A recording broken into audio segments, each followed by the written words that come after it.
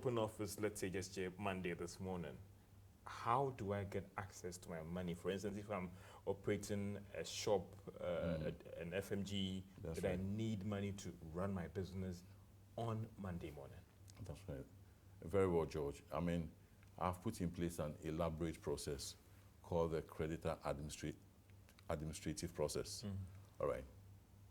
We have men on the ground, as I did indicate, waiting and willing to serve the public, particularly the depositors.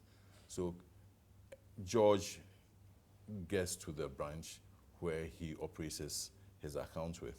You definitely would meet my men who would service you, who would serve you. How are they going to do this? They have forms, claim forms, all right? What is the meaning of when you say claim forms? Claim forms are technically what we call proof of debt forms. But these claim forms have been designed by me, and it's for the customer to fill in these claim forms and submit relevant documentation and present as a legitimate claim on the company, okay, which is the very first step. So there are these claim forms. They are in 3 or 4 parts. They set out your bio details, which you must fill. Then we have the second column where it sets out amounts owed, how much is owed to you, and details thereof. Then we have the third section, and the third section sets out your bank details or what supporting documentation that you provide, as well, and this is very important, as well as your mobile number. If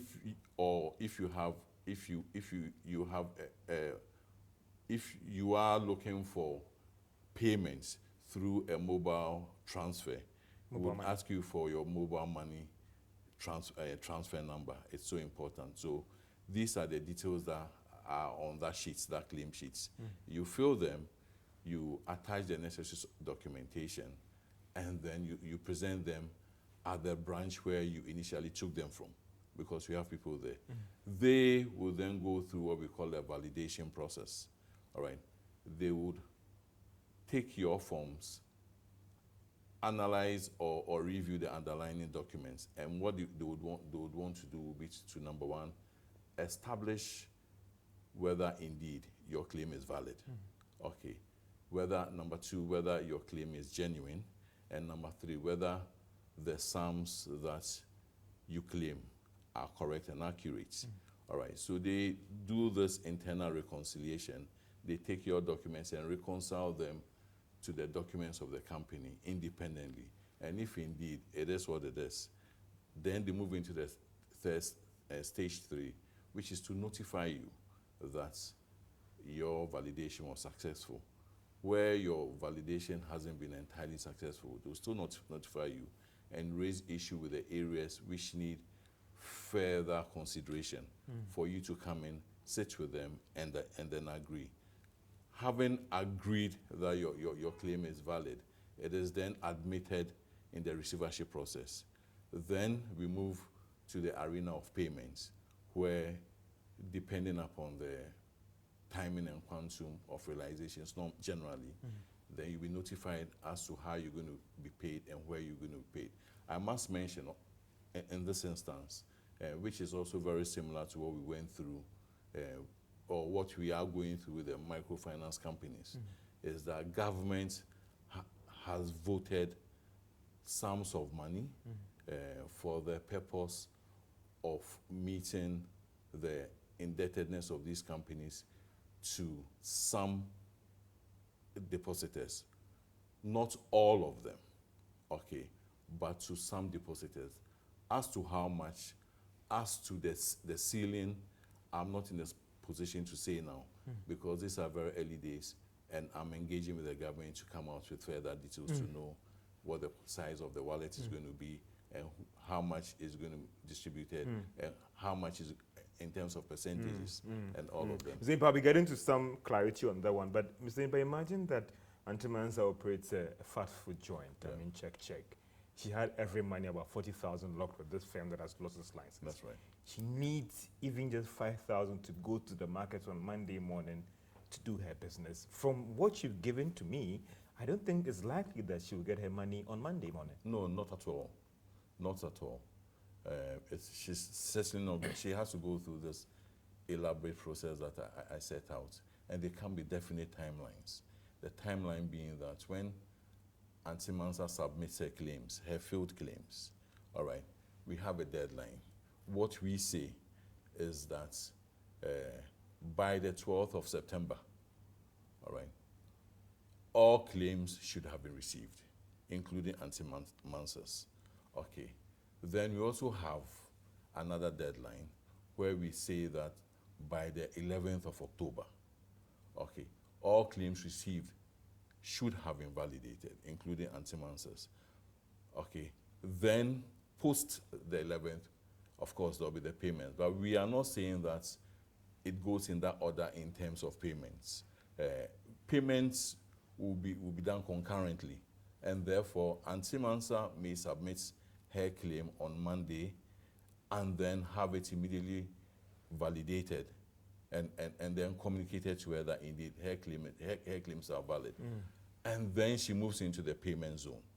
But those details, as I did indicate, I cannot speak to now in terms of quantum and timing. I need to engage with my principals, government, Bank of Ghana actually, for us to come out with all these details. The economist will always want to say that all other things being equal. Imagine Auntie Mansa submitted her claim, it being verified and all those things. For you, when are you hoping, holding all these issues constant, the money available and everything, that you would start with your first set of payment to these claims that have been validated, all other things being equal? Well, if the microfinance company's experience is anything to go by, we commence payment of claims from day 7. All right. You'd recall that these microfinance companies that were insolvent were placed into receivership on the 31st of May. By the 7th of June, we have started making payments. All right. So there is 7 days actually. So there is the possibility and optimism that, of course, all things considered, records being ship-shape, men on the ground working diligently, and of course, my people work very hard and overtime. We should be able to be looking at paying within 7 days. That's in commencement. So that's holding all these issues constant, possibly from 26th of September, 26th of August or 25th of August. I mean, some clarity should be gotten in terms of beginning these payments to these clients whose claims have been verified. Well, I would say that even earlier than the 25th of August, as quickly You're as talking about possible. 7 days. That's what I'm Yes, working. 7 days. Yes, if you have to work the 7 days before the 7th day, we should be able to speak to that issue with absolute clarity and authority. So within the 7 days, or before the 7 days, we should come out with a statement to that effect as to how much and when, and of course, if in the case of Auntie Mansa, she submitted early, or she has submitted, and it turns out that in terms of documentation and validation, we have everything to evidence that indeed her claim is valid. I would imagine that within 7 days, she should be receiving whatever amounts is due her, because I cannot speak as to the actual quantum, whether she be receiving 100% of her 40,000 or whether she'll be receiving a 50%. That is for me in the coming days to clear with my principals and then come and make that known. So possibly we're moving into this week, maybe possibly the next week, then things will be clear. Well, I would imagine that this very week things should be clear. This very week. And the payment should roll out from the other week, maybe. Certainly. I mean, within 7 days, that is what we set for ourselves. But I know you are a legal person and not as in trying to work according to the laws and everything, but unless you don't trust the data that you have with this institution, this another set of elaborate scrutiny again. Isn't it another bureaucratic stuff that if the data if a bank has the data on George Wiafe has an account to this bank and he has about 10,000 or 50,000 in it, a little picture and everything, you could establish that this is the person, this is the person's signature. Why this claim of form, verification, go back, do all those things, which could take another days to work out those things? Well, I wouldn't call them bureaucratic as such. I would say they are elaborate processes, but then there's flexibility as well. And I think that we are able to deliver, given what we are doing on the microfinance institutions. I think that for us to be able to deliver within 7 days, given all the measures we put in place, I think it is something that is good, because there's also the flip side of exposure. You don't want to pay any sums to any depositor who hasn't merited it. It exposes the receiver, and it also prejudices the interest of other creditors, because every cent or every CD lost, okay, goes at the expense of another creditor or depositor. And therefore, it is vitally important that we go by these steps. And for us, because we work very hard and work around the clock, we are very confident that learning from, taking a cue from the experiences we have just been through or we are going through on with the MFIs, we should be in the position to make payments as quickly as we can, subject to the availability of funds.